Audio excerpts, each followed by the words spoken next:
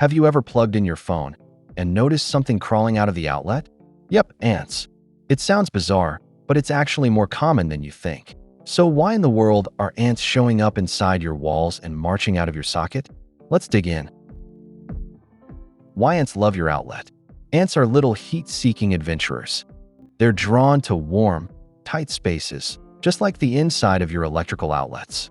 Some species are even attracted to the electromagnetic fields from live wires. To them, it feels like a cozy little tunnel with just the right temperature. Plus, if there's any moisture, crumbs, or sugary residue nearby, that's basically a full-course meal. Warmth, shelter, food. It's an ant Airbnb. How to kick them out safely. Now, don't go spraying chemicals into your wall socket. Please, that's a recipe for disaster. Instead, clean the area around the outlet with vinegar or citrus-based cleaners. Wipe down counters. Keep things dry. You can also place natural repellents like cloves or bay leaves nearby. And if they keep coming back, it's time to check for a nest inside the wall or call in a pro.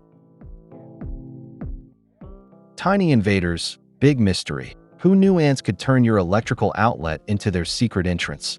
But now you know why they're there and how to send them packing without sparking any trouble.